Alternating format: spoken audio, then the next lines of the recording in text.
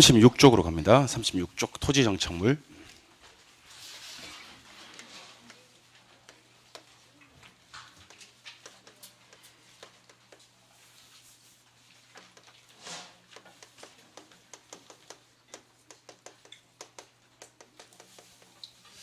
자, 토지정착물에 대해서 살펴보도록 할게요.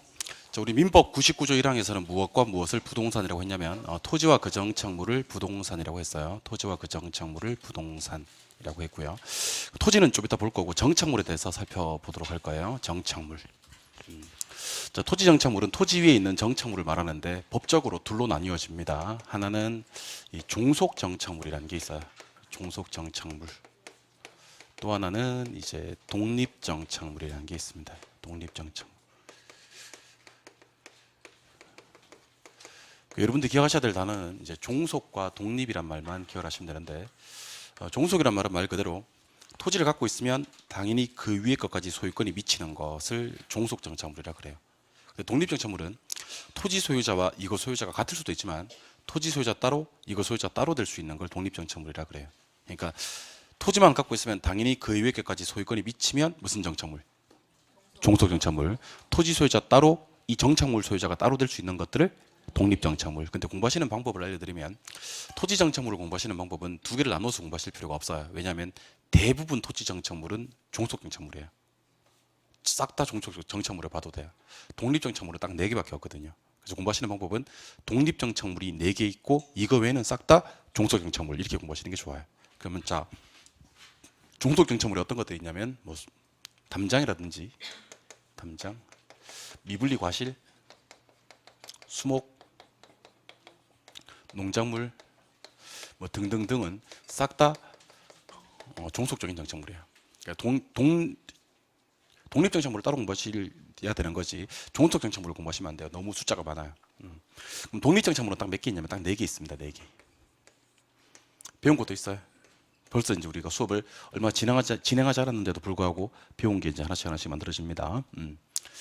자, 우리 첫 번째 건물이요. 자, 우리 법에서는 토지와 건물을 일체로 본다 그랬어요. 독립적으로 본다 그랬어요.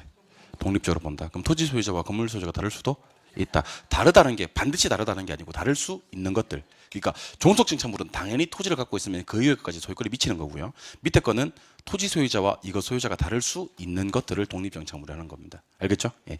그러면 2번, 3번, 4번을 좀 생각하셔야 되는데 한번 들어보세요. 그냥 일단 미분리 과실이 있고요. 미분리 과실. 그다음에 수목 또는 수목의 집단이 있어요. 그다음에 농작물이 있습니다. 자, 이렇게 쓰면 여러분들이 의문이 좀 생겨야 됩니다. 자, 보세요. 아까 분명 미분리 과실, 수목, 농작물은 종속이랬어요, 독립이랬어요? 아, 종속이라고 그랬죠. 예. 근데 미분리 과실이나 수목이나 농작물이 독립이 되는 경우가 있어요. 자, 옆에다가 명인 방법이란 말을 쓰겠습니다. 명인 방법. 요거 이제 결혼 시간에 배우는 단어는 아니고 사실은 민법 시간에 배우는 단어인데 한번 들어보세요. 명인 방법은요. 이게 내 거라고 표시하는 걸 명인 방법이라 그래요. 그러니까 예를 들면 미분리 과실, 분리되지 않은 과실을 얘기하는 겁니다. 예컨대 사과나무에 사과가 주렁주렁 달려 있어요. 이게 미분리 과실 맞습니까? 예. 미분리 과실은 당연히 뭐냐면 종속이에요. 근데 그 미분리 과실 주변으로 내 거다라고 표시를 막 팻말을 막 치는 거예요. 이런 짓을 명인 방법이라고 하거든요. 자세한 명인 방법은 그 수요일 오시는 분, 수요일의 남자가 얘기를 할 거예요. 알겠죠? 예, 화요일의 남자는 명인 방법을 얘기하는 사람은 아닙니다. 어떤 명인 방법을 갖추는 순간 이게 독립이 되어버린다는 거예요. 이해하셨어요? 마찬가지로 수목도 원래는 수목이 뭔데? 종속인데 수목 중에서 뭐를 갖추거나 명인 방법을 갖추거나 얘는요 등기가 돼요. 등기가 되면 얘는 더 이상 수목이라고 하지 않고 임목이라 그래. 소유권 보존 등기를 받은 임목이라고 얘기를 합니다. 그러니까 이게 왜 등기가 되냐면 이제 봐요. 배운 게 자꾸 늘어난다니까 이제 쌓인다니까. 우리 아까 등기 등록의 공시 방법을 갖춤으로써 원래 부동산 아니었지만 부동산이 준하여 취급되는 걸 준부동산이라고 했나요? 그럼 준부동산은 등기할 수 있잖아요. 임목이요. 등기가 됩니다. 이거 수목을 등기해버리는 순간 임목이라고 부릅니다. 그러는 순간 독립이 되어버립니다. 농작물은요. 이런 말이 꼭 나올 거예요. 자, 잘 들어봐요. 타인 토지. 타인 토지. 내 땅이 아니고 남의 땅. 자, 보세요. 토지를 갑이 가지고 있어요. 이 위에 농작물이 있는데 이 농작물을 누가 재배했냐면 갑이 재배를 했어요. 그럼 갑의 땅 위에 갑이 농작물을 재배했잖아요. 그럼 이 농작물은 누구 거? 갑 거. 당연히 농작물은 종속입니다. 뭐라고? 종속이라고. 근데 갑의 땅 위에 을이 농작물을 재배한 거예요. 그럼 여러분들은 누구 입장에서 보시냐면 을 입장에서 보시는 거예요. 을 입장에서 보면 을이 갑의 땅을 지금 빌려서 농작물을 재배한 거잖아요. 농작물을 실컷 재배하기 위해서 이 땅을 정상적으로 임대차 계약을 체결했겠죠. 그럼 정상적으로 뭘 줬을까요? 임대를 줬겠죠. 임대를 주고 나중에 농작물 다 재배해서 수확하면 이 농작물은 갑 거예요, 을 거예요. 그러면 이 토지와는 뭐예요? 독립적으로 다뤄진다고요. 이해하셨어요? 우리는 이것을 을이 갑의 땅을 사용할 만한 정당한 권원이 있다고 얘기합니다. 뭐가 있다? 권한이 있다. 권한이 있다는 말은 정당한 권한이 있다는 거예요. 그럼 정당한 권한을 가지고 남의 땅에다 농작물을 재배했을 때는 이 농작물은 을 거, 경작자 거라 그래요. 토지 소유자 게 아니고 경작자 거라 그래요. 근데 문제는요, 정당한 권한이 없을 때예요.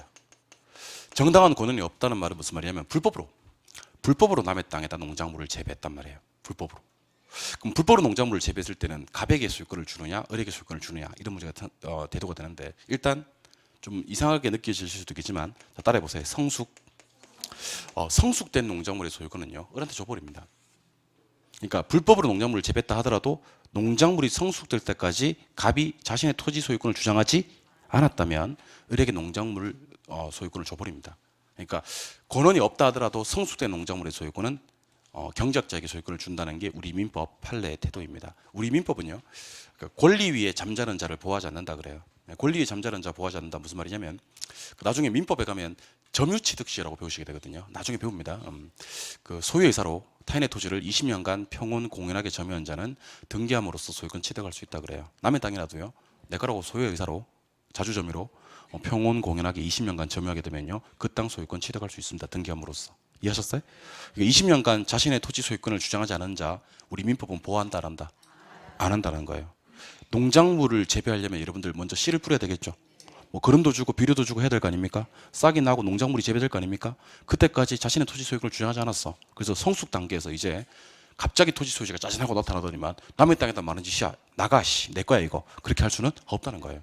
그러니까 성숙된 농작물의 소유권은 경작자에게 소유권을 주는 게 우리 민법 판례의 태도입니다. 제가 이렇게 얘기를 했더니만 누가 쌤, 그러면 정상적으로 임대료를 지불하지 말고 전부 다 남의 땅 불법으로 가가지고 씨를 뿌리고 막 남의 땅에다가 막 밤에 몰래 가가지고 막 그러지, 누가 정상적으로 임대료를 지불하겠어? 대부분의 토지 소유자들은 남의 땅에 농작물을 재배하면 뭐라 그래요? 나가라 그래요. 그럼 나가야 돼, 안 나가야 돼? 당연히 나가야 됩니다. 뭐 해주고? 원상회복 다 해주고 나와야 됩니다. 그러니까 성숙될 때까지 자신의 토지 소유권을 주장하지 않은 자의 권리까지는 보호하지 않는다, 그런 측면입니다. 무슨 말인지 이해하셨어요? 예, 그런 개념을 잡아주셔야 됩니다. 결론 냅시다. 자, 토지 위에 있는 정착물들은 전부 다 토지 정착물이라 그래요. 여기까지 이해하셨죠? 예, 다 토지 정착물인데 우리 법적으로 토지를 가지고 있으면 당연히 그 위에 것까지 소유권이 미치는 건 뭐고요? 종속이고요. 토지 소유권 따로, 이것 소유권 따로 들 수 있는 게 무슨 정착물? 독립 정착물. 그럼 종속 정착물에는 어떤 것들이 있고 독립 정착물에 어떤 것들이 있다, 이렇게 공부하지 마시고 독립 정착물 몇 개? 4개. 요거 말고는 싹 다 종속, 이렇게 공부하시는 거예요. 이렇게 4개, 5개 나오는 것들은 우리 시험에 상당히 중요합니다. 시험이 오지선다니까. 그럼 독립 몇 개? 4개. 첫 번째 뭐예요? 건물은 그냥 건물 하시면 돼요. 근데 두 번째, 미분리 과실은요, 미분리 과실하면 안 돼. 명인 방법을 갖춘 미분리 과실 하셔야 돼. 알겠죠? 수목도 그냥 수목하면 안 돼. 명인 방법 갖춘 수목이나 등기된 임목, 이렇게 얘기하시는 거야. 알겠죠? 농작물도 그냥 농작물 하시면 안 되고 타인 토지에 경작된 농작물 하시는 거예요. 요 말은 할 필요가 없어요. 권한이 있으면 당연히 독립이고 권한이 없다 하더라도 성숙되면 독립이니까 권한 얘기는 안 하셔도 돼요. 내용이 이렇다는 얘기지. 이해하셨어요? 다시 정리할게요.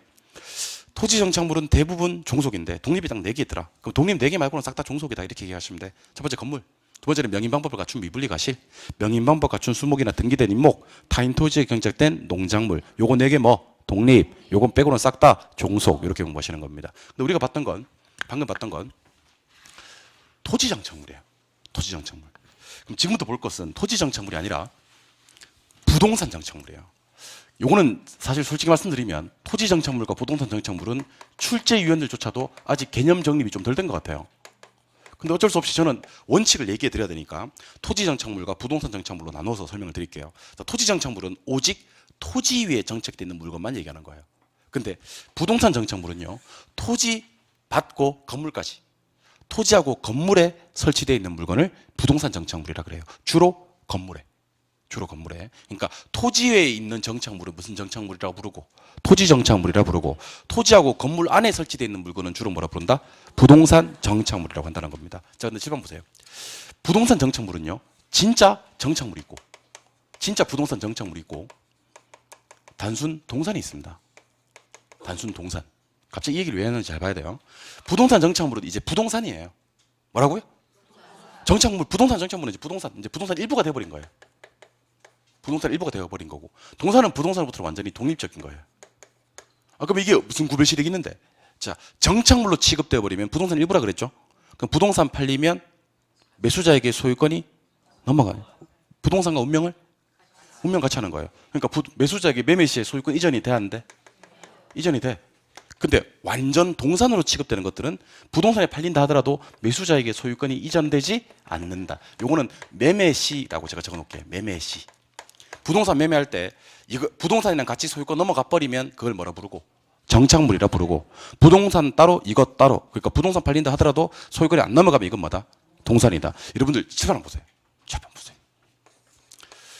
제가 지금 칠판에 그리고 있는 게 이게 뭐냐면 이건 변기예요. 변기. 변기 같아요? 지금 여러분들 저기 유도리 있게 얘기하세요. 변기 같아 안 같아요? 변기 같다고 얘기해. 아니 내가 변기를 정확히 그릴 필요는 없잖아요. 여러분들 이 정도 그리면 변기라고 해야지. 안 그래요? 여러분들 이거 유도리 없는 사람들은 자기중에 따도 문제야. 알겠죠? 사람 융통성이 좀 필요해요. 자, 앞으로 이거 뭐라고? 그럼 3월 달에 학원 처음 오시는 분들도 계실 거 아니야? 그러면 내가 저기 1월, 2월 달에 오신 분들은 벌써 실력이 이렇게 이만큼 올라와 있다고 얘기할 건데 이 그리는 순간 변기라고 하세요? 예. 이건 뭐고? 그렇지. 자, 변기예요. 예. 이 변기가요. 일반 주택에 설치가 되어 있는 변기예요. 일반 주택에 설치가 되어 있는 변기. 그럼 이건 뭘까? 정착물이지. 부동산에 뭐? 일부지. 그럼 부동산 팔려버려. 그럼 매수자에게 이 변기 소유권 넘어가 안 넘어가? 넘어간다고. 그 여러분들 아무리 그 변기에 정이 들었다 하더라도요. 이사 갈 때 변기 놔두고 가셔야 됩니다. 나는 이제 그 변기 없이는 볼일을 못 봐. 그렇다 하더라도 변기 카바까지는 끌고 가져가도 되지만 변기를 놔두고 가셔야 됩니다. 변기는 뭐니까? 정착물이니까. 부동산의 일부고 부동산 팔린 매수자에게 소유가 넘어가 버립니다. 근데 이게 상가예요, 상가. 이 상가가 무슨 상가냐면 변기 가게예요. 그러니까 여기 욕조 뭐 타일 이런 거 하고 변기하고 파는데요. 예. 그러면 이런 변기 말고도 이런 여러 가지 변기가 쫙 진열이 돼 있어요. 그러면 상가에 진열돼 있는 변기를 뭘로 봐야 돼? 동산으로 봐야지. 그럼 얘는 부동산부터 뭐 한 거야? 독립적인 거지. 그럼 부동산에 팔린다 하더라도 매수자에게 변기 소유권이 넘어가지는 않겠지. 이해하셨어요? 근데 왜 제가 정착물과 동산으로 구분하냐면 대부분 정착물들은 원래 정체가 동산이었다는 얘기예요. 여러분들 변기가 건축 자재로 있을 때 방금 제가 건축 자재라 그랬어요. 자재로 있을 때는 뭐였어? 동산이었지. 근데 이게 이제 부동산에 설치됨에 따라서 뭐가 된 거지? 정착물이 된 거지. 이제 부동산화 되어버린 거라고요. 그러니까 원래 변기의 정체는 아마도 건축 자재로서 동산이었을 건데 얘가 부동산에 설치가 되면서 정착물이 된 거라고. 근데 이걸 갖다가 여러분들이 배우셔야 되겠어? 안 배우셔야 되겠어? 당연히 배우셔야 되지. 앞으로 여러분들은 장차 중개업자가 되실 분들입니다. 그러면 뭐라고 해야 돼? 요거는 놔두고 가셔야 됩니다. 요거는 떼서 가셔도 됩니다. 정착물인지 동산인지를 여러분들이 정해 주셔야 된다고요. 이해하셨어요? 그 여러분들이 중개하면서 이거 놔두고 가야 됩니까? 이거 떼서 갈 수 있습니까? 라고 물었는데 그걸 왜 내한테 물어봅니까? 근데 잘 모르겠 둘이 협의하세요. 협의. 이렇게 하면 안 되지. 그래 놓고 수수료는 다 달라 그러고 그러면 안 되지. 서비스 해줘야 될 거 아니에요.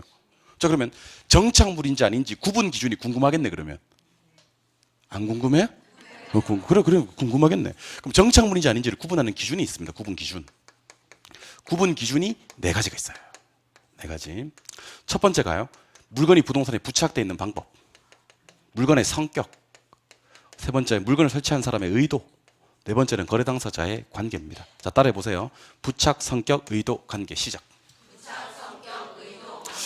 자, 어떨 때 정착물이고, 어떨 때 정착물이고, 어떨 때 정착물이 아니냐. 그러니까 어떨 때 단순 동산이다를 정해 드립니다. 지금부터 잘 들으세요. 자, 견고하게 부착이 돼 있어서 제거가 잘 안 된다. 제거가 잘 안 된다. 그럼 정착물이에요.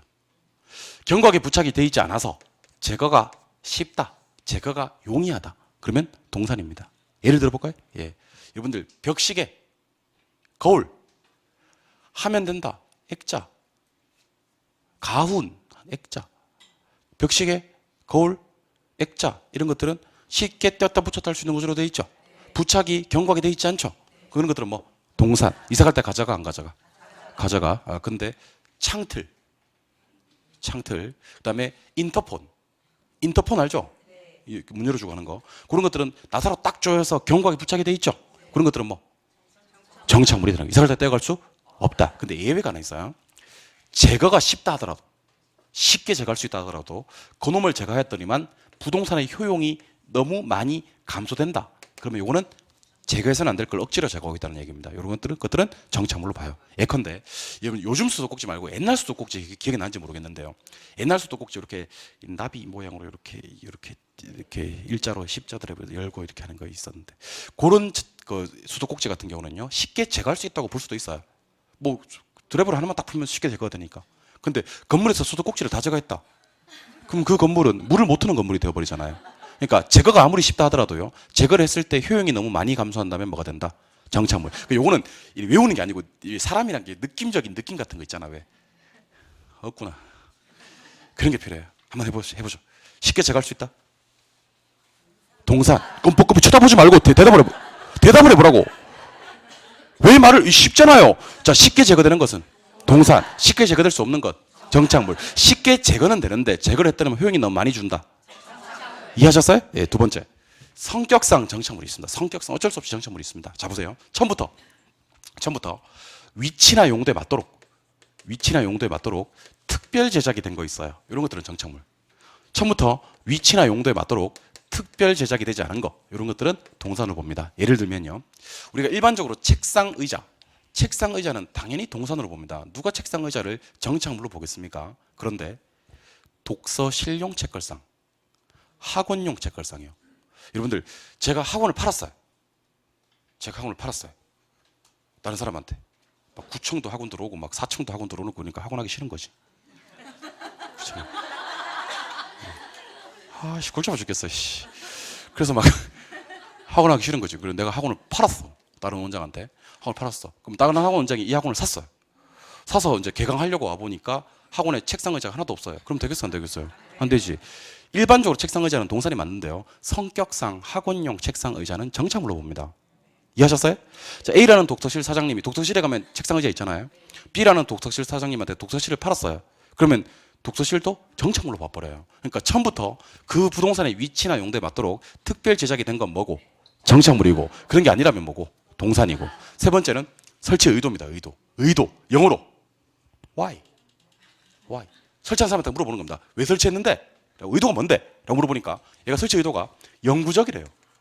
그건 영구적인데? 항구적인데? 그럼 이건 정착물. 그건 일시적인데? 그럼 이거는 동산입니다. 마치 위에 거랑 좀 일맥상통해. 제거할 수 없도록 영구적으로 설치된 건 뭐고? 정착물이고, 제거가 쉽게 되도록 일시적으로 설치한 건 동산. 예컨대 우리 에어컨과 히터 한번 예를 들어볼게요. 에어컨과 히터. 여러분들 지금 여러분 옆에 보고 계시는 그 에어컨이 있잖아요, 그죠? 저 에어컨이거든요. 저 뒤에도 에어컨이 있고요. 이거 히터도 돼요, 히터도. 에어컨도 되고 히터도 되고. 이런 것들은요, 정착물일까 동산일까? 다 동산입니다. 때가도 돼. 근데 천장에 붙여놓는 시스템 에어컨 있잖아요. 그리고 옆에 여러분들 지금 옆에 저게 다 그 시스템이에요. 요 건물 중앙에서 관리하는 거예요. 이런 것들은요, 설치 의도가 일시적이야, 영구적이야? 영구적인 건 정착물이에요.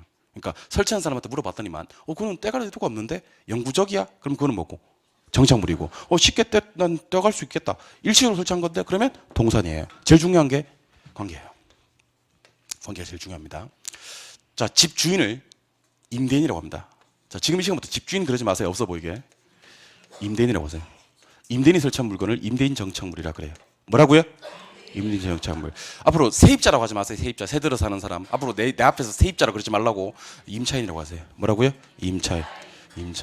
새 들어 사는 사람, 세입자가 설치한 물건을 임차인 정착물이라고 하는데, 중요한 건 임차인 정착물에서 정착물이라는 말을 붙여요. 임대인도 임대인 정착물에서 정착물이라는 말을 붙이고. 그런데 임대인 정착물만 정착물이고요, 임차인 정착물은 단순 동산을 봅니다. 집 한번 보세요. 여기가 오피스텔인데요. 오피스텔 가격이 1억이래요. 1억. 갑이에요. 갑. 여기 1억이래요. 그 중개업자한테 물어보는 거예요. 이게 왜 1억인데 왜 1억인데 그러더니 주변 시세 알아보니까 1억 천이던데 내 건 왜 1억인데? 막 이렇게 얘기를 한 거예요. 그랬더니만 이제 그 중개업자가 얘기를 합니다. 그 여기 지금 주변에 1억 1천만 원 받을 수 있는 그 오피스들은 여기 세탁기도 있고 여기 가스레인지도 있고 여기 저기 에어컨도 있고 여기 TV도 있고 TV 그다음에 여기 침대도 있고 침대 여기 냉장고도 있고 냉장고 그만합시다.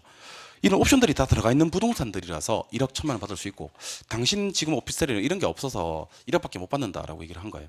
그래서 안 되겠어요. 갑이요. 자기 돈 거금 500만 원을 들여가지고요. 500만 원을 들여가지고 이런 옵션들을 다 넣었어요. 이렇게 냉장고하고 세탁기하고 TV하고 침대하고 그랬다가 500만 원만 넣을 수 있잖아요. 500만 원 안 줘도 넣어요. 싸게 띄워서 넣으면 돼요. 넣었더니만 아니야 다를까 부동산 가격이 1억 1천만 원이 된 거예요. 이제 그래서 이제 이걸 갖다 을한테 파는 거예요. 을한테.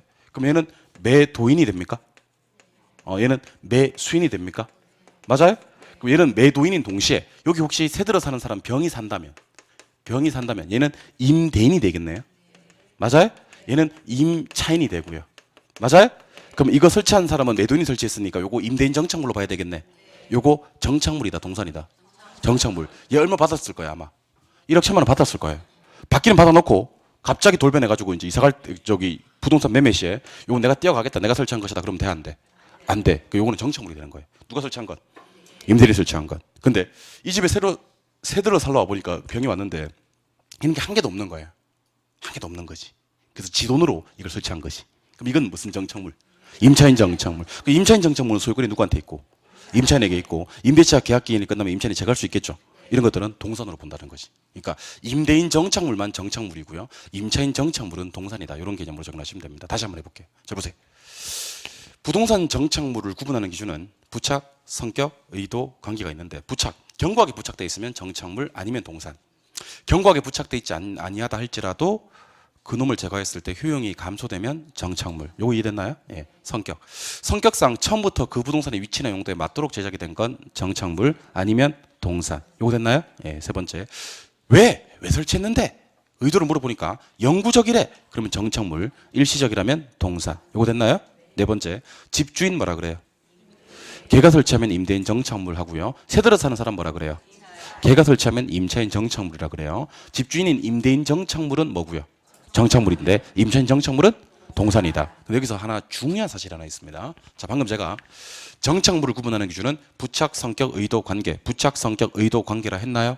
그런데 당사자 간에, 자, 잘 들어요. 당사자 간에 계약이 있었다. 계약. 자, 같은 말로 합의 동의라 그래요. 합의 동의라 그래요. 합의 동의. 당사자 간에 계약이 있다면 이게 우선합니다. 우선한다는 말은 정착물을 구분하는 기준 다 깨버립니다. 무슨 말인지 알려드립니다. 자, 아까 제가 이런 얘기 한 적 있죠. 임대인 정착물은 뭐라 그랬어? 정착물. 임차인 정착물은 동산. 자, 다시 일로 오세요 그러면. 분명히 임차인 정착물은 동산이 맞습니다. 예. 내가 이걸 설치하면서 이렇게 얘기를 합니다. 제가 사실은 2년 뒤에 결혼 예정인데 결혼할 건데 지금 이거 설치하는 것들은 다 1인용이라서 내가 설치는 하지만 2년 뒤에 떼어가지 않겠습니다. 놔두고 가겠습니다. 그랬어요. 갑이 좋아요, 안 좋아요? 좋아서 좋다. 그럼 계약서에 쓰자 그 사항을. 그렇게 얘기를 했습니다. 그래서 썼어. 2년 뒤에 얘가 설치한 이런 정착물들을 떼어가지 않겠다라고 합의를 했어. 계약서에 써서. 그걸 뭐라 그래요? 특약이라고 해요. 특약.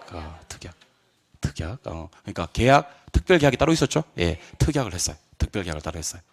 그러고 나서 이제 을이 이제 임대차 계약기간이 얘는 기분이 얼마나 좋겠어요. 그래서 월세가 원래 45만 원인데 5만 원 까줬어. 가지고 40만 원만 받은 거야. 아, 너무 고마워요. 이렇게 해주셔서 너무 고마워요. 그럼 나중에 써먹을 수 있으니까. 보니까 깨끗해, 아직 새 거야. 그래서 이제 계약대로 쫙쭉 진행이 되고 이제 임대차 계약기간이 2년 만료됐어요. 그래서 이제 얘가 이걸 얘한테 줘야 되는데 임대차 계약이 만료되는 시점에 결혼하기로 했던 저기 여자친구랑 깨져버린 거예요. 남녀 사이가 그렇거든. 깨져버린 거지. 그래서 얘가 이제 갑자기 이걸 갖다 지가 좀 더 써야 될 그런 필요성이 생긴 거지. 그래서 얘가 원래는 제가 이걸 드리려고 했지만 요거 제가 사정상 제가 더 써야 될 일이 생겼기 때문에 요거는 제가 가져가겠습니다 할 수 있어 없어? 그때는 정착물이 되어버립니다.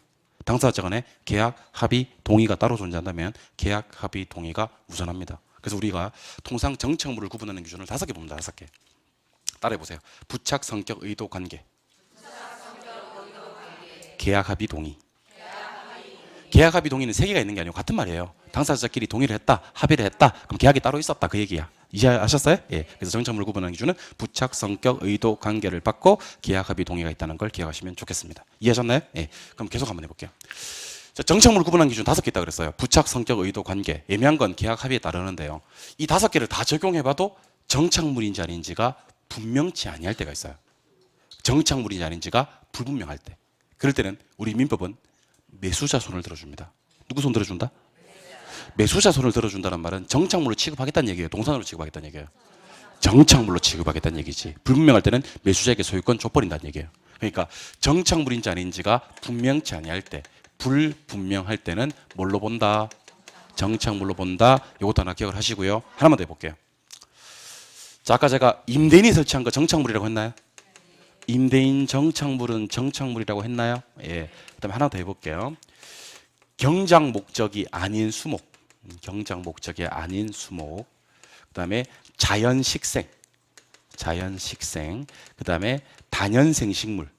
다년생 식물. 이런 것들은 전부 다 정착물이에요. 아, 선생님 그러면 경작 목적이 아닌 수목은 뭐고 자연식생은 뭐고 다년생 식물은 뭔데요? 몰라도 돼요. 대신에 동산을 갖다가 우리가 시험에 낼 때 통상 3종을 내거든요. 동산 3종 세트를 지금부터 암기합니다. 그리고 요거 외에는 싹 다 정착물 이렇게 기억하시는 게 좋아요. 아까 우리 종속 정착물이 있고 독립 정착물이 있다 그랬나요? 독립 몇 개? 4개. 나머지는 싹 다 종속 했듯이 정착물과 동산 구분할 때도 동산 몇 개? 3개. 나머지는 싹 다 정착물. 그게 좋다고. 자, 그럼 첫 번째 임차인 정착물 기억나나요? 임차인 정착물 정착물이랬나요? 동산이랬나요? 동산이랬죠. 두 번째는 경작 수확물. 경작 수확물. 자, 경작 수확물 할 때 수확이란 단어는 어떤 단어냐면 acquired 이렇게 배워낸 걸 말해요. 그러니까 수확된 것은 동산으로 봅니다. 알겠어요? 그 다음에 가식이라고 하기도 하고요. 이식이라고 하기도 해요. 이식 중인 수목. 자, 가식의 반대말이 뭔지 아세요? 가식의 반대말은 정식이에요. 정식이에요. 가짜 할 때 가짜가 무슨 가짜냐면 가면할 때 가짜 할 때 가짜예요. 그러니까 결국 옮겨지기 전에 잠깐 임시로 심어놓은 나무를 가식이라 그래요. 그럼 옮겨지고 있는 나무는 이식이라고 하고요. 옮겨지기 전에 잠깐 가짜로 심어놓은 나무 형태를 가식, 이식, 중인, 수목은 뭘로 본다? 동산. 그럼 중요한 단어 알려드릴게요. 임차인에서 제일 중요한 한 글자 차가 중요합니다. 알겠죠? 경작 수확물에서는 수확, 화까지는 아니고 수확. 네. 화는 좀 이상하잖아. 이거는 뭐 가식, 이식. 그래서 임차인, 임대인이 아니고 임차인이 설치한 물건. 그다음에 경작, 수확된 거. 그다음에 가식, 이식 중에 있는 수목들은 뭘로 본다? 동산. 문제 풀 때 이런 단어가 있는지 잘 봐야 돼요. 가식, 이식이 있는지, 수확이 있는지, 임차인이 있는지 잘 보시고 이런 단어가 있으면 뭐고? 동산. 나머지는 싹 다 정착물. 총정리 한번 해봅시다. 자, 우리가 지금 배우신 게 민법 99조 1항에서는요. 토지와 그 정착물을 부동산이라 한다 그랬어요. 그 정착물, 토지 정착물을 얘기하는데 토지 정착물은 대부분 종속이에요. 독립이 딱 4개 있고요. 독립 4개는요. 건물하고요. 명인방법 갖춘 미분리 과실하고요. 명인방법 갖춘 수목이나 등기된 임목하고요. 타인 토지에 경작된 농작물. 요거 4개 독립, 나머지는 싹 다 종속. 됐나요? 예. 이번에는 토지 정착물 말고요. 부동산 정착물을 볼 거예요. 부동산 정착물은 진짜 정착물이 있고요. 단순 동산이 있는 거예요. 이해하셨어요? 예. 정착물로 취급되면 부동산의 일부라서 부동산 매매 시에 매수자에게 소유권이 이전되어 버리지만 동산으로 취급되는 것들은 부동산으로부터는 독립적인 것이어서 부동산이 팔린다 하더라도 매수자에게 소유권이 이전되지를 않습니다. 정착물인지 아닌지를 구분하는 기준은 부착, 성격, 의도, 관계를 받고 당사자 간의 계약 합의 동의가 있는데요. 견고하게 부착 정착물입니다. 처음부터 위치나 용도에 맞도록 제작이 된 거 정착물입니다. 영구적으로 설치한 거 정착물입니다. 임대인이 설치한 거 정착물입니다. 쉽게 제거할 수는 있으나 제거했을 때 효용이 너무 감소되면 정착물입니다. 정착물인지 아닌지가 불분명할 때 정착물입니다. 그런데 쉽게 제거가 가능한 거 동산입니다. 처음부터 위치나 용도에 맞도록 제작되지 않은 거 동산입니다. 일시적으로 설치된 거 동산입니다. 임차인이 설치한 거 동산입니다. 그래서 동산 3종을 기억하시고 나머지는 다 정착물로 처리할 거예요. 동산 3개는 첫 번째 임차인 정착물, 두 번째는 경작 수확물, 세 번째는 가식 또는 이식 중에 있는 수목. 그래서 지문에 임차인 뜨거나 수확 뜨거나 가식, 이식 뜨면 이런 것들은 동산, 나머지는 정착물 이렇게 공부한다는 얘기입니다. 이해하셨어요? 예. 교재를 보면서 한 번 더 정리할게요. 교재 36쪽. 자, 교재 36쪽에 가시니까 가로 3번에 토지정착물 하는 거 보입니다. 찾으셨나요? 예. 토지정착물, 동그라미 1번에 종속정착물이 있고 동그라미 2번에 독립정착물이라는 거 있습니다. 두 개 묶어 두시고요. 두 개 묶어 두셨습니까? 예. 동그라미 2번에 독립정착물에 체크하시고요. 체크하셨습니까? 예. 1번, 2번 중에 몇 번만 보라? 2번만 보라. 이번에 독립정착물 밑에 보니까 기역, 니은, 디귿, 리을 보입니까? 이거 4개를 갖다 한 번 더 묶어줍니다. 기역, 니은, 디귿, 리을. 그리고 진하게 처리되어 있는 거 위주로 읽을게요. 기역은 뭐예요? 건물은 그냥 건물 하시면 돼. 니은은요? 오른쪽 거 먼저 읽을게요. 뭘? 명인방법을 갖춘 때의 미분리 과실. 디귿 읽을게요. 명인방법을 갖춘 수목이나 소유권 보존 등기를 받은 임목. 농작물은요? 네 번째 줄에 가니까 정당한 권한에 의해 타인 토지라는 말이 나옵니까? 나중에 내려오니까 정당한 권한이 없다 하더라도 타인 토지에서 경작 재배된 농작물은 종속이 된다. 독립이 된다라고 얘기를 드렸습니다. 맞나요? 예. 그러니까 그런 것들 다 기억할 필요는 없고 진하게 처리되어 있는 거 위주로 한번 더 해볼게요. 자, 건물하고요. 명인방법을 갖춘 미분리 과실하고요. 명인방법 갖춘 수목이나 등기된 임목하고요. 타인 토지에 경작된 농작물하고요. 됐나요? 예. 오른쪽 페이지로 가시면 가로 4번에 부동산 정착물이 있습니까? 걔는 동그라미 1번에 기역, 니은을 묶어주세요. 기역, 니은. 자, 기억을 한번 읽어볼게요. 부동산 정착물은 부동산에 뭐라서? 일부라서. 부동산 매매 시에 매수자에게 소유권이 이전되죠. 예. 근데 동사는 부동산으로부터 뭐라서? 독립적이라서. 부동산이 팔린다 하더라도 매수자에게 소유권이 넘어가지 않습니다. 동그라미 2번에 가시니까 정착물의 구분 기준 보이나요? 일단 4개를 묶으셔야죠. 4개를 묶으신 다음에 우리 보라색, 핑크색만 읽을게요. 핑크색. 이 핑크색인가요? 핑크. 보라색인가? 핑크, 보라. 아, 눈이 좀 이상하네. 핑크, 보라색으로. 그럼 보라색으로 통일합시다. 네. 시작, 부착, 성격, 의도, 관계. 밑에 당사자 간에 뭐? 계약, 합의, 동의. 요 5가지가 정착물을 구분하는 기준이다. 됐나요? 예. 한 장 넘겨볼게요. 한 장 넘기시면 핵심 정리가 나올 거예요. 핵심 정리 찾으셨나요? 예. 핵심 정리에 가시니까 부동산 정착물 하는 거 나오는데요. 1번에 보시니까 보라색만. 자, 매도인과 매수인의 쌍방의 관계에서 어떤 물건이 정착물인지가 아닌지가 뭐 할 때? 불분명할 때는 그것은 뭐? 정착물로 간주된다. 됐어요? 예. 2번 읽어볼게요. 정착물을 구분하는 기준에는 뭐가 있고? 부착, 성격, 의도, 관계. 그 외에도 당사자 간의 계약이나 합의, 동의가 있다. 기억나세요? 예. 그 밑에 3번, 4번을 딱 묶으세요. 3번, 4번이 핵심입니다. 자, 매년 경작 노력을 요하지 않는 나무, 뭐 됐어요. 자연 식생 필요 없어요. 다년생 식물 됐어요. 이런 것들은 부동산 뭐 정착물에 포함이 되어서 부동산 매매 시에 매수자에게 소유가 이전됩니다. 예. 4번이 중요합니다. 누가 설치한 거? 임차인 정착물. 그다음 경작 수확물. 그다음 가식이나 이식 중에 있는 수목은 정착물에 포함되지 않는다. 두 글자로 뭐다? 동산이다. 그래서 부동산 팔리더라도 매수자에게 소유가 이전되지 않는다. 이해하셨어요? 예. 책을 한 장 넘기십니다. 아, 오른쪽 길잡이 문제 한번 풀어보죠. 길잡이 문제 1번. 다음 토지 정착물 중 토지와 독립된 것이 아닌 것을 찾아라. 그런 말이 있죠. 여러분들 오늘 집에 가셔서 여기 길잡이 문제하고 뒤에 저기 기출 예상 문제 풀어보실 거예요? 안 풀어보실 거예요? 혹시 안 풀리면 어떡할 거예요?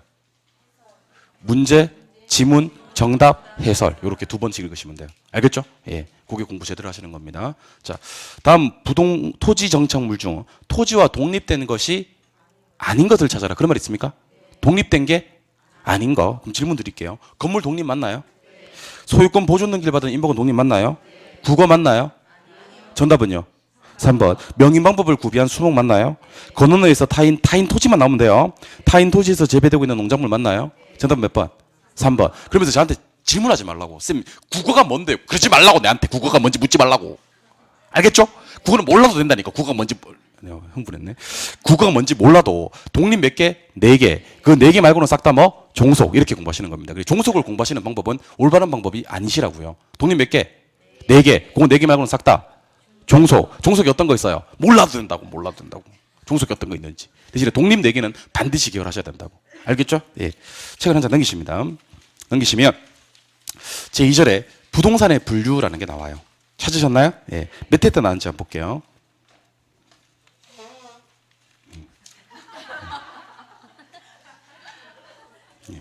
감기 걸리신 것 같네. 몇 회 때 나왔냐면요. 계속 나왔어요. 그러니까 시험 10번 치면 한 8번, 9번 나오는 파트예요. 부동산의 분류는. 특히 1번에 토지의 분류 보입니까? 예, 토지의 분류가 중요한데요. 공간 정보의 구축 및 관리 등에 관한 법률 67조에 따른 지목 28개 이렇게 나옵니까? 예, 그거 여러분들 밑줄 한번 보세요. 지목 28개. 나중에 이거 지적법이라고 부르는데 지적법에 가면 지목이라는 걸 가지고 28개로 분류합니다. 시험에 잘 나오진 않는데 간혹 한 번씩 지목을 묻기도 해요. 요거는 전문가가 토요일에 오시는 분 아세요? 그 사람이 요걸 지목에 대해서 얘기를 할 거예요. 참고로 한번 들어보세요. 여러분들 우리 지적법에서는요, 한 개 필지에는 반드시 한 개 지목을 붙인다 그래요. 우리 이것을 일필일목주의 원칙이라고 합니다. 일필일목주의. 그러니까 한 개 필지 안에는 반드시 한 개 지목을 붙이고요. 한 개 필지 안에 용도가 2개, 3개 있는 경우도 있겠죠. 그때는 주된 용도에 따라 지목을 붙인다 그래요. 우리 이것을 주지목 추종의 원칙이라 그래요. 그러면 23번지, 25번지 하는 필지 안에는 반드시 지목이 하나 있다 없다? 있고, 그 필지 안에 용도가 2개 이상 경합하고 있으면 주된 용도에 따라서 지목을 꼭 붙인다는 얘기입니다. 알겠죠? 그 지목이 몇 개다? 28개. 근데 우리는 오늘은 그 28개 중에 28개는 다 하셔야 돼요. 근데 그거는 어디서 공부하시냐면 공시법 시간에 공부를 하실 거고, 그분이 28개를 다 암기시켜 줍니다, 여러분들. 개론 시간은 오늘 저랑 한 10개, 11개 정도만 지목을 한번 정리해 보도록 하겠습니다. 7번 보세요. 그 수업 방법을 아셨겠지만 제가 수업을 진행하고요, 넘어가는 게 아니고, 필기는 지웁니다만은 넘어가는 게 아니고 전부 다 책으로 한 번 더 정리해 드립니다. 그래서 필기가 필요 없다고 하는 거예요. 필기가 필요 없고 제가 체크하세요, 밑줄 그으세요, 동그라미 하세요, 이런 내용만 정리하시면 되고, 3, 4월 달이 되면 여기다가 형광펜 처리도 해드릴 거예요. 중요 단어는. 나중에는 형광펜만 보고 넘어가면 되게끔 그렇게 만들어 드릴 거니까 책적인 부분은 너무 걱정하지 마세요. 개론은 제가 알아서 다 해드려요. 그리고 올해는 65점을 맞추면 되니까 65점은 내가 여러분들 드려요. 알겠죠? 예, 65점은 드립니다. 그러니까 너무 걱정하지 마세요. 집에 가서 힌트는 좀 주세요. 개론은 60점 넘어올 것 같다. 오늘 개론 들어보니까 혈통도 순수하다고 하고 보니까 잘하는 것 같더라. 개론 65점 나올 것 같다. 이렇게 힌트는 민법은 내일 들어보고 판단하시고. 알겠죠? 네, 지금 보세요. 자, 지목이 있어요. 지목이 현행지적법상 지목이 28개입니다. 자, 일단 전이란 지목이 있어요. 전. 답이란 지목이 있고 과수원이란 지목이 있어요. 과수원 다 쓸까요? 과수원. 전이 뭘까요? 밭이겠죠. 답이 뭘까요? 논이겠죠. 과수원은 뭐 과수원이지 뭐. 됐어요? 예. 그다음에 대라는 지목이 있어요. 대라는 지목이 있고 공장용지라는 지목이 있어요. 공장용지. 그다음에 제방, 국어, 하천, 유지, 뭐 종교용지, 사적지. 뭐 사실 이 정도만 우리 시험에 사실은 나왔던 지목입니다. 하나, 둘, 셋, 넷, 다섯, 여섯, 일곱, 여덟, 아홉, 열, 11개. 그래서 뭐 10개, 11개 정도 지목만 오늘 볼 거예요. 28개 지목 중에서. 자, 일단 제가 앞으로 여러분들한테 이렇게 얘기를 할 거예요. 농지가 뭐예요? 라고 물을 거잖아요. 농지가 뭐예요? 그러면 여러분들은 일단 미리 말씀드립니다. 농지는 지목이 아니에요. 지목은 제가 여기 선 그어서 오른쪽만 지목이에요. 알겠어요? 그럼 농지는 지목은 아닌데 농지와 관련되는 지목을 3개 얘기해 봐요. 그럼 그때 여러분들이 뭐예요? 전답, 가수원을 농지라고 합니다. 라고 얘기하시면 되는 거예요. 그 다음에 하나 더 중요합니다.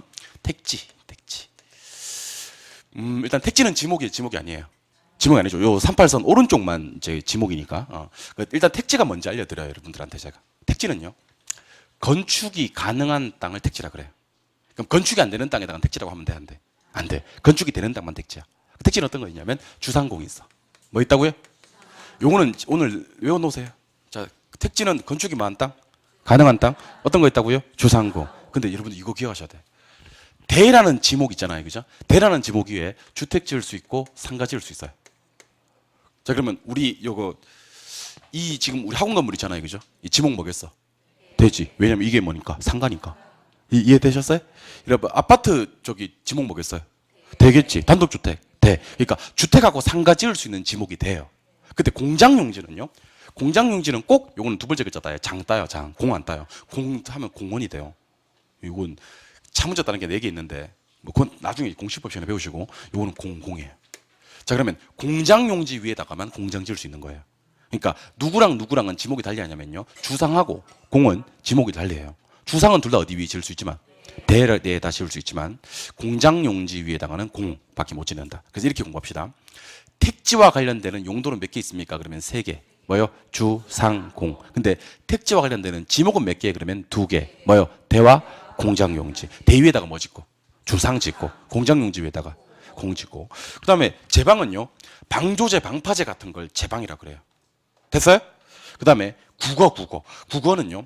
이렇게 소규모 수로 용지를 갖다가 국어라 그래요. 됐어요. 그 다음에 저수지, 호수 이런 걸 유지라 그래요. 하천은 그대로 하천이고. 저수지, 호수 같은 건 뭐라고요? 유지. 그 다음에 뭐야? 하천. 그 다음에 소규모 수로 용지, 국어, 방조제, 방파제, 제방. 그리고 교회 짓고 성당 짓고 절 짓고 하는 거. 종교용지. 그 다음에 문화재, 사적지 그래요. 알겠죠? 자, 문화재, 사적지, 교회 성당, 종교용지, 저수지, 호수, 유지. 그 다음에 뭐? 하천. 그 다음에 소규모 수로부지, 국어. 그 다음에 방조제, 방파제, 제방. 공장 지을 수 있는 지목, 공장용지. 주택하고 상가 지을 수 있는 거. 대, 밭, 전, 논, 답, 과수원 뭐 그렇게 하시면 되는 겁니다. 근데 시험에 어떻게 문제가 나오냐면 다음 중 지목이 아닌 걸 찾아라 이렇게 나온 적이 있어요. 지목이 아닌 걸 찾아라. 그래서 뭐가 나온지 아세요? 저수지가 났어요. 저수지 지목이 아니에요. 저수지를 나타내는 뭐가 있는데 유지라는 지목은 있는데 저수지를 나타내는 지목이 없어. 알겠어요? 그 다음에 사찰용지가 나왔어요. 사찰용지.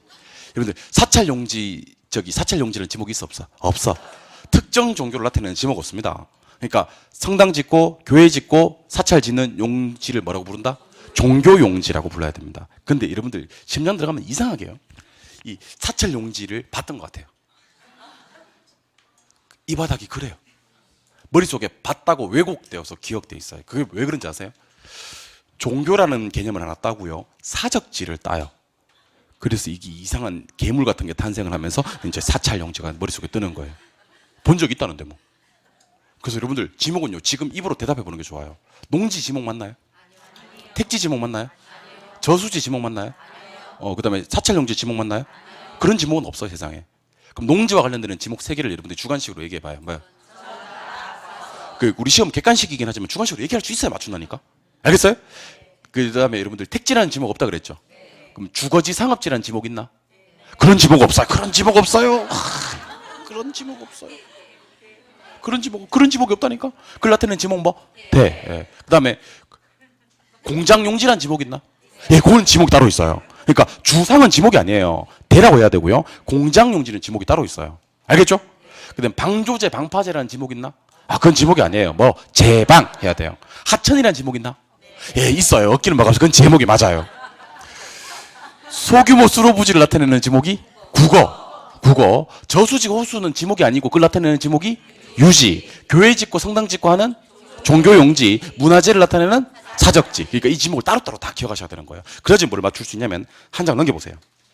42쪽. 42쪽에 길잡이 문제 보이십니까? 다음 중 공간 정보의 구축 및 관리 등에 관한 법률상 지목에 해당하는 걸 찾아라고 했잖아. 지목에 해당하는 거. 그럼 지목을 찾아야 되겠네? 답은 몇 번? 1번이지. 알겠죠? 근데 상당히 많은 수험생들이 2번하고 4번을 체크했다니까요. 4번 체크하고 막, 야, 너 사찰용지 맞췄냐? 막 물어보고 막, 사찰용지 답 아닌데. 사찰용지는 지목 아니고요. 저수지도 지목 아닙니다. 그래서 앞으로 다시 갑니다. 페이지 40쪽. 지금 40쪽 펴셨나요? 40쪽 펴셨으면 40쪽에 1번, 2번, 3번을 묶으세요. 40쪽에 1, 2, 3 묶었어요? 앞에다 쓰세요. 농지. 1, 2, 3 묶으시고 앞에다가 농지라고 쓰세요. 썼어요? 예. 8번하고 9번을 묶으세요. 8번하고 9번 묶었어요? 앞에다 쓰세요. 택지 썼어요? 예. 그리고 8번이 됩니까? 대 옆에다가 땡땡 하세요. 8번 옆에 대 옆에다 땡땡 하시고 주상까지만 적어놓으세요. 대 위에다가 주상을 지어요? 예. 공장용지 위에다가는 당연히 공을 지을 거고. 오른쪽으로 가셔서 밑줄 그으세요. 16번에 제방. 16번 제방 밑줄 그었어요? 17번에 밑줄 그으세요. 하천. 18번에 밑줄 그으세요. 국어. 19번에 밑줄 그으세요. 유지. 쭉 내려와서 25번에 밑줄 그으세요. 종교용지. 26번에 밑줄 그으세요. 사적지. 자, 우리 11개 밑줄 그었거든요. 다시 여러분들 입으로, 우리 시험 객관식이긴 하지만 주관식으로 얘기해 주세요. 농지와 관련되는 지목 3개 시작. 택지와 관련되는 지목 2개 시작. 근데 방조제, 방파제, 방사제 이런 것들 뭐라 그래요? 그다음에 이제 자연의 유수가 있거나 있을 것으로 예상되는 토지는 하천, 소규모 수로부지 이거, 국어, 저수지, 호수 같은 거, 연못, 유지, 그다음에 교회 짓고 사찰 짓고 향교 짓고 이런 종교 용지, 문화재 밑에 있는 이거 그렇게 기억을 하시기 바랍니다. 알겠죠? 주관식으로 해야 객관식으로 문제를 맞출 수가 있어요. 안 그러면 어디서 받는 것 같다니까. 알겠죠? 여러분들 입으로 제가 뭐를 안 하게 하냐면 저수지, 호수 이런 말을 안 하게 한다니까. 내가 일부러. 여러분들 입으로 사찰 용지 이런 말 안 하. 그건 나쁜 건 내가 다 안고 내가 자포갈게요. 여러분들 헷갈릴 만한 건 다 내가 안고 자포갈 테니까 여러분들은 정답만 얘기하세요. 여러분들은 꽃길만 걸으세요. 내 가시밭 덩굴은 내가 다 안고 갈 테니까. 일단 저 농지는 지목이 아닌데 농지와 관련되는 지목 3개를 얘기해 주세요. 택지는 지목이 아닌데 택지와 관련되는 지목 2개를 얘기하세요. 그 다음에 방조제, 방파제 이런 것. 그 다음에 유수가 있을 것으로 예상되는 토지는 그 다음에 저 소규모 수로부지 같은 거 이런 거. 그 다음에 저수지, 호수, 연못 같은 거. 그 다음에 교회 짓고 성당 짓고 하는 거. 사찰 용지란 지목 있나요? 없고요. 문화재 이런 걸 사지 그렇게 기억하시는 겁니다. 알겠죠? 예, 한 절 넘기십니다. 넘기시면 이제 가로 1번에 택지 나옵니까? 여기서부터 상당히 중요합니다. 택지가 뭔지, 부지가 뭔지, 대가 뭔지, 오른쪽 후보지가 뭔지, 필지가 뭔지 이런 것들 상당히 중요합니다. 몇 번까지 있냐면 요게 19번까지 있어요. 19번까지가 있어요. 19번까지를 하나도 빠짐없이 다 기억을 하셔야 됩니다. 그러면 여러분들 한 문제 맞출 수 있습니다. 알겠죠? 19쪽까지 다 19번까지 다 기억하시면 이거 19번까지 다 기억하고 한 문제 맞출 거예요? 아니면 안 맞출 거예요? 나오는 게 확실하면요. 기를 쓰고 공부하셔야 됩니다. 알겠죠? 좀 쉬었다가 택지부터 들어가겠습니다. 1시간 남았습니다. 쉬겠습니다.